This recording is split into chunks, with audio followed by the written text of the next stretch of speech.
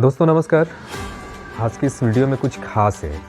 खास इसलिए है कि चीन में कोरोना की स्थिति के बाद भारत में एक तरह से हम देखें तो चीन की तरफ दिखाया जा रहा है, या चीन में कोरोना की जो स्थिति है उसके हिसाब से भारत में हमें भी सावधान रहने को कहा जा रहा है। या फिर आपको पता है कि लगातार मीडिया में चीन की खबरें चलाई जा रही हैं। तो आज की इस वीडियो में इन्हीं चीज़ों को पड़ताल करने के लिए आज हम चलेंगे सीधा चीन की राजधानी बीजिंग। बीजिंग से एक वरिष्ठ पत्रकार अखिल पराशर जी हमारे साथ हैं आज, और अखिल पराशर जी के साथ हम ये समझने की कोशिश करेंगे कि वास्तव में चीन की स्थिति क्या है, कोरोना से निपटने की तैयारी चीन सरकार की कैसी है, इसके अलावा वर्तमान के हालात कैसे हैं, क्या वास्तव में वही है जो हमें भारत में दिखाया जा रहा है या भारत में जिस तरह से हमें सुनाया जा रहा है। तो इन्हीं चीज़ों की पड़ताल के लिए हम चलेंगे सीधे चाइना। तो आप हमारे साथ बने रहिए और देखिए चाइना से बातचीत के आधार पर ये एक पूरी कहानी जो चीन के कोरोना की वर्तमान परिस्थिति पर निर्भर है। तो आइए हम चलते हैं सीधा चाइना।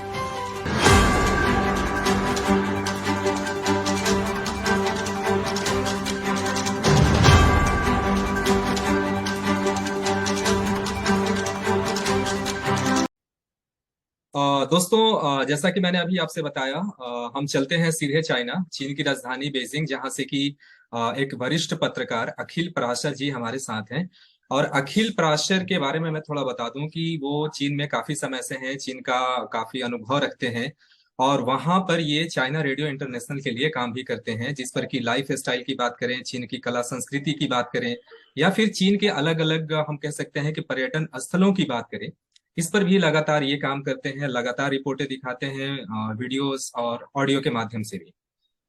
इसके अलावा मैं और अगर बताऊं अखिल पराशर जी के बारे में, तो उन्होंने देश के कई नामी गिरामी लोगों का इंटरव्यू भी किया है, जिसमें आमिर खान, शाहरुख खान जैसे भी लोग हैं। और इसके अलावा कई सारे उन्होंने नेशनल और इंटरनेशनल अवार्ड भी जीते हैं। एक बात और भी बताते चलूं कि अखिल पराशर जी आए दिन भारत में किसी बड़े मीडिया स्ट्रीम के साथ भी होते हैं, जहां पर कि चीन की से जुड़ी हुई जो समस्याएं हैं या जो यथा स्थिति है उसको रखते भी हैं और बताते भी हैं। आज हमारे साथ जुड़े हुए हैं, ये हमारा सौभाग्य है। हम इस मामले में कहेंगे कि चूंकि अखिल जी का जो शेड्यूल है काफी बिजी है, हमारे लिए उन्होंने समय निकाला है, तो सबसे पहले कि इसके लिए हम आपके आभारी हैं अखिल जी। हाँ, नमस्कार राम कुमार नीरज जी, बहुत बहुत धन्यवाद आपको। आपने आमंत्रित किया अपने YouTube चैनल के लिए, तो मुझे बड़ी खुशी हो रही है आपके साथ जुड़कर और आपसे बात करके। जी।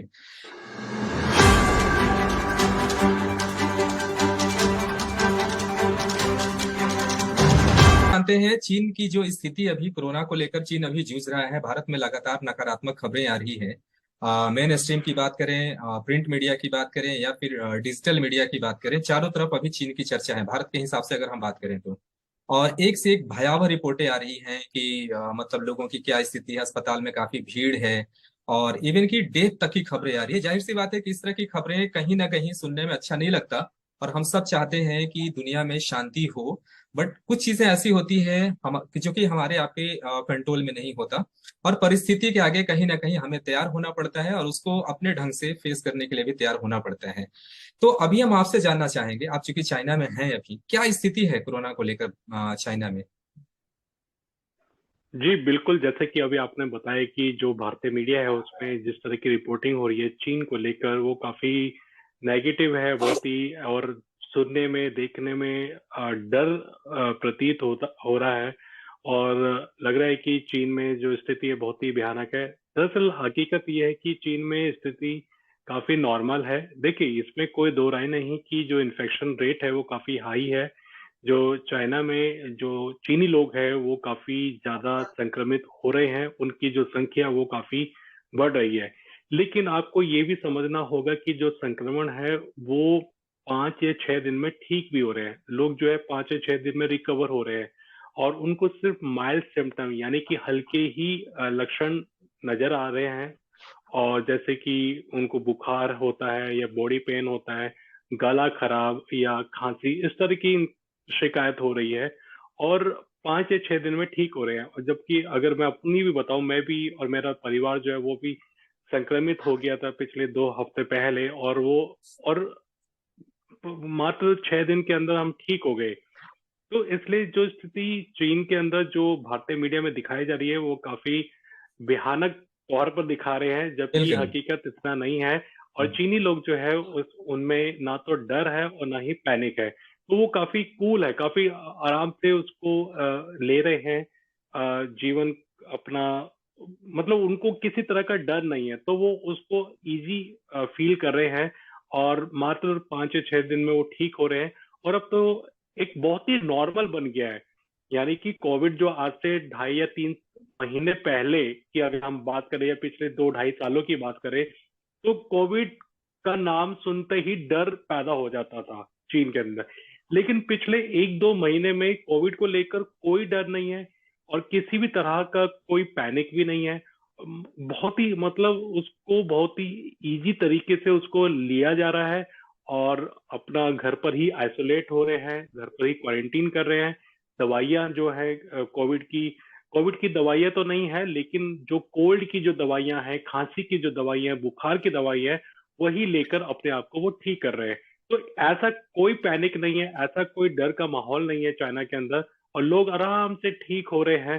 तो ये स्थिति तो जो जो हम मीडिया में देख रहे हैं उसके उलट ही स्थिति यहाँ पर है। तो ये बात सही है कि संक्रमण का जो दर है वो काफी ज्यादा है, लेकिन लोग उसको लोग आराम ठीक भी से हो रहे ही हैं। बिल्कुल। अपने को ठीक कर रहे हैं। रिकवर जो है वो 5 या 6 दिन में हो रहे हैं। क्योंकि ये भारत में बैठ करके समझना बहुत मुश्किल हो जाता है कि इस तरह की रिपोर्टें भारतीय मीडिया लाती कहाँ से हैं। जैसे मैं अभी कल या परसों ही पढ़ रहा था कुछ अखबार में रिपोर्टें कि चीन के अस्पतालों में दवाइयां खत्म हो गई हैं, लोगों की लंबी कतारें लगी हुई हैं, लोगों को दवाएं नहीं मिल रही हैं और लोग बहुत परेशान हैं और पूरे चीन में इस तरह की अफरा तफरी मची हुई है। कैसा नजारा है वहां पे, किस तरह से आप देख पा रहे हैं? हाँ जी, देखिए जैसे मैंने अभी आपको बताया कि जो इसके सिम्टम्स है काफी माइल्ड सिम्टम्स हैं, और जिनसे भी मेरी बातचीत हुई है, जो मेरे दोस्त हैं, मेरे कोलीग्स हैं, या मेरे जो जान पहचान के जो लोग हैं, आसपास के लोग, इवन मैं जैसे फोन अगर मैं क्वांगचो मिलाता हूँ या अपने किसी जान पहचान से मैं बात करता हूँ, या बीजिंग के अंदर मैं लोगों से बात करता हूँ, सबका एक ही कहना है कि यार वो तो 5 या 6 दिन में ठीक हो रहे हैं, उनको ज्यादा लक्षण दिखाई नहीं दिए, और मात्र 1 या 2 दिन का बुखार रहता है, बाकी थोड़ा गला खराब रहता है और वो ठीक हो जाते हैं। और तो इस तरह का। और रही बात जैसे कि दवाइयों की किल्लत की, देखिए शुरू शुरू में जरूर किल्लत थी, मेडिकल स्टोर पर नहीं मिल पा रही। मैं हॉस्पिटल की बात नहीं कर रहा, मैं मेडिकल स्टोर की बात कर रहा हूँ। जब ये बहुत ही तेजी से जब ये फैला था, और आप खुद इमेजिन करें, हम खुद ये सोच सकते हैं कि जब एकदम तुरंत महामारी फैलती है, लोगों में इन्फेक्शन फैलता है, और 1000 की संख्या में, 2000 की संख्या में, कई हजारों की संख्या में एक साथ बीमार पड़ जाए, तो डेफिनेटली जो सप्लाई है वो काफी कम हो जाती है। लेकिन अगर हम आज की बात करें, वर्तमान की बात करें, तो अब दवाइयों की कोई किल्लत नहीं है। दवाइयां अगर आप जाएं तो आराम से दवाइयां मिल रही है, किसी तरह की कोई लंबी लाइन, लंबी कतार नहीं नजर आ रही है। और जो जो अगर हम जैसा टीवी पे दिखा रहे हैं कि हॉस्पिटल में रश है, लोगों की लंबी लंबी कतारें हैं, ऐसा बिल्कुल नहीं है। देखिए आपको ये भी समझना होगा कि 140 करोड़ आबादी वाला ये देश है, ठीक है, बिल्कुल।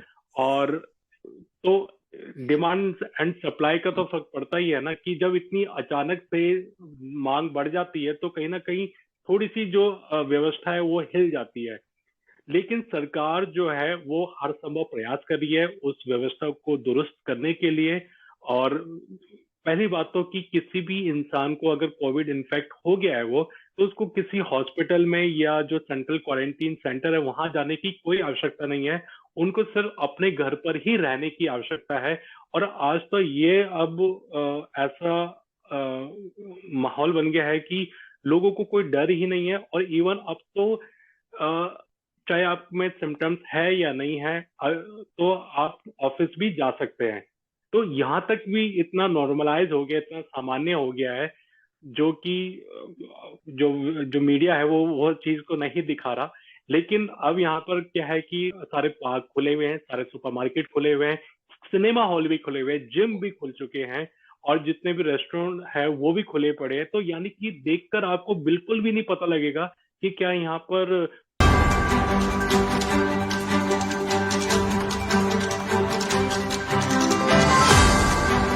एक छोटा सा सवाल और मेरे दिमाग में आता है भारत की स्थिति को देखकर, जैसे कि यहाँ पे जिन लोगों की मौत हुई इस बीमारी के बाद, तो मौत के बाद जैसा कि मैंने देखा कि भारत सरकार और भारत के अलग जो राज्य सरकारें थी उन लोगों ने कुछ मुआवजा के तौर पे कुछ अमाउंट जारी किया था। इसके अलावा जिन लोगों की नौकरियां गई, चाहे वो प्राइवेट सेक्टर में थे या किसी बड़े ऑर्गेनाइजेशन में थे, उसके लिए भी गवर्नमेंट ने कई बार मैंने देखा कि रिलीफ फंड्स यहाँ पे जारी किए गए। चीन में इस तरह की क्या परिस्थितियां हैं, या फिर जिन लोगों के घर जिन लोगों की इस तरह से हम कह सकते हैं कि जो मौतें हुई है, तो क्या सरकार की तरफ से कोई प्रोग्राम है वहां पे? किस तरह का प्रोग्राम है, क्या चल रहा है वहाँ? हाँ, अगर आप मुआवजे की बात करें, देखिए मुझे ऐसा कोई सुनने में मिला नहीं है कि हाँ चीन सरकार जो है वो कोई मुआवजा प्रदान करती है, चाहे जो मर गया है, मतलब जिनकी डेथ हो गई है कोविड से या अन्य कारणों से, और या जिनकी नौकरी चली गई है। देखिए, सरकार जो है वो इन बातों को ध्यान में रखते हुए जो नीतियां है वो बना रही है। जैसे कि हम समझ सकते हैं कि पिछले 2 ढाई सालों से जो चीन सरकार है उन्होंने अलग अलग सेक्टर में जो पूंजी लगाई है, और बोला भी गया है कि किसी की नौकरी ना जाए ऐसा व्यवस्था करने के लिए कहा भी गया है। तमाम तरह के जो ऑफिसेज हैं या जो संस्थान हैं उनको, और उनको पूंजी दी गई है, पैसा दिया गया है ताकि लोगों में किसी तरह की कटौती, मतलब जो उनके रोजगार ना छीने जाए, इन जी। इन चीजों को ध्यान में रखा गया है।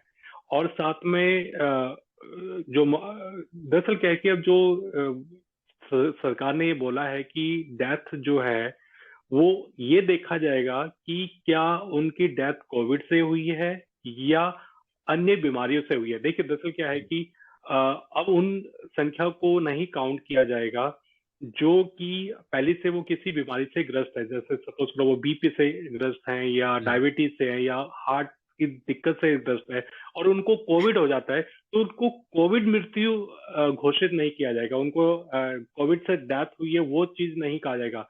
कोविड से डेथ उनको कहा जाएगा, उनके लिए कहा जाएगा जो एक स्वस्थ इंसान था और उसको रेस्पिरेटरी डिजीज से, यानी कि उसको जी। सांस लेने की दिक्कत से या जी। निमोनिया हो गया, तब उसको कोविड डेथ डिक्लेयर किया जाएगा। तो ये तमाम तरह की बातें हैं कि अगर कोई अपनी बीमारी से और उसको कोविड हो गया अचानक गलती से, तो और तो उसकी डेथ हो गई है, तो उसमें उसको कोविड डेथ घोषित नहीं किया जाएगा। तो इसलिए मुआवजे की बात यहाँ सुनने में कभी नहीं मिली।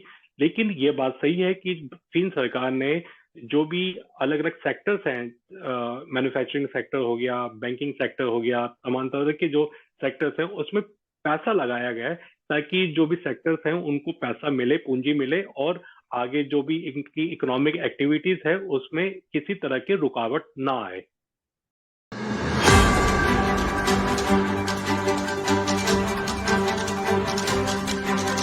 बच्चों की क्या स्थिति है? जैसे खासकर हम स्कूलों की अगर हम बात करें, जैसे भारत में मैंने जो चीजें देखी यहाँ पे कि कोरोना की जैसी हालात पैदा होते हैं यहाँ पे, सबसे पहले बच्चों का स्कूल यहाँ बंद कर दिया जाता है।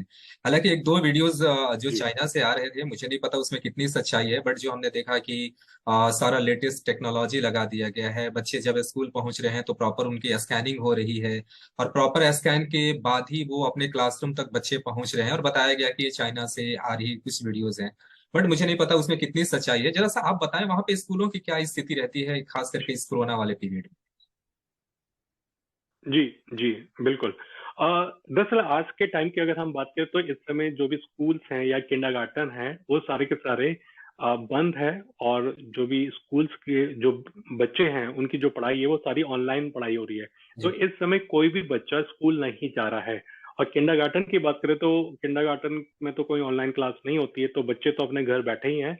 और जी। जो स्कूल में हैं, जो पहली से लेकर 11वीं 12वीं तक के जो बच्चे हैं, वो घर से बैठकर पढ़ाई कर रहे हैं। उनकी ऑनलाइन क्लास होती है, सुबह से लेकर दोपहर तक उनकी क्लास होती है, वो इस तरीके से कर रहे हैं। जो आप बता रहे कि कुछ वीडियोस देखे गए कि उनकी स्कैनिंग होती है, ये चीज देखिए, दरअसल क्या है कि ये पुराने वीडियोस हैं।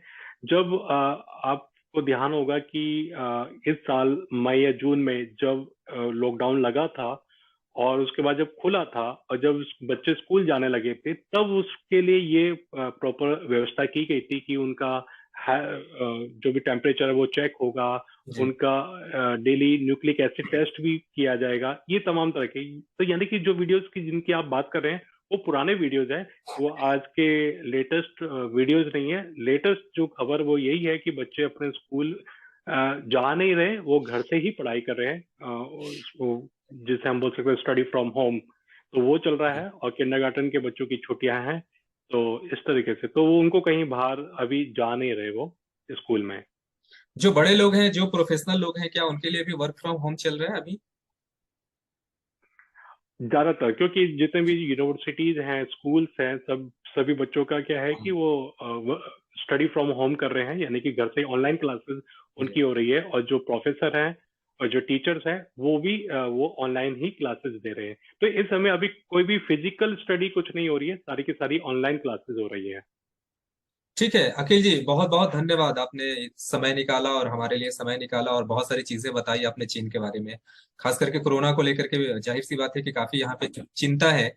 और मेरे दिमाग में जो सबसे बड़ी बात आती है कि दक्षिण एशिया के हिसाब से अगर हम बात करें, एशिया के देशों के हिसाब से बात करें, तो मुझे लगता है कि चीन और भारत दो बड़ी महाशक्तियां हैं। और मुझे लगता है कि दोनों को आपस में तालमेल बिठा करके काम करना चाहिए, ना कि हम एक दूसरे के कमियों के पीछे पड़े, हम एक दूसरे की आलोचना करें या गलत इस तरह की खबरें फैलाएं। मैं ऐसा बिल्कुल नहीं चाहता, और मैं चाहता हूं कि दोनों साथ मिलकर के अगर चलें तो जाहिर सी बात है कि दोनों देशों का बहुत ज्यादा भला होगा। बहुत बहुत धन्यवाद जी अखिल जी, नीरज हमसे जी, मैं जुड़े। इसमें मैं एक बात और मेंशन करना चाहूंगा जी कि जी बताइए। लोगों को ये भी समझना चाहिए कि जो एक संक्रमण है वो इतना तेजी से फैल क्यों रहा है। जी जी दरअसल क्या है कि जो चीनी लोग हैं वो अब तक एक्सपोज नहीं हुए थे कोविड से, क्योंकि जी 2.5-3 साल तक जीरो कोविड पॉलिसी थी। तो जी जीरो कोविड पॉलिसी होने की वजह से क्या हुआ कि जो जो कोविड है, संक्रमण है, वो कभी फैला ही नहीं पूरे चीन के अंदर। वो जी इक्का दुक्का मामले आते थे, उसको लॉकडाउन लगाकर जीरो कोविड नीति के तहत उसको कंट्रोल कर लिया जाता था। तो इसलिए आम लोगों तक वो फैला ही नहीं। क्योंकि अब क्या हुआ कि जीरो कोविड पॉलिसी हटा दी गई है, अब वो संक्रमण जो है वो अब तेजी से फैल रहा है। क्योंकि और ये जो लोग हैं चीन के अंदर, वो पहली बार इससे एक्सपोज हो रहे हैं। जबकि अन्य देशों में, जिसमें हम भारत की बात करें, हम यूरोपियन कंट्रीज की बात करें, हम अमेरिका की बात करें, वो लोग जो है वो 2020 में, 2021 में, 2022 में समय समय पर वो इन्फेक्ट होते चले गए। जी जी तो बिल्कुल। इसलिए जो भारतीय लोगों में इम्यूनिटी काफी डेवलप हो गई है, वैक्सीन से भी काफी इम्यूनिटी, एंटीबॉडी बन गई है। और जो इन्फेक्ट हुए हैं तो वो नेचुरल इम्यूनिटी भी बन गई है। तो इसलिए मैं आपके माध्यम से ये बताना चाहूंगा लोगों को कि वो किसी भी तरह से ना तो पैनिक करें और ना ही वो डरे।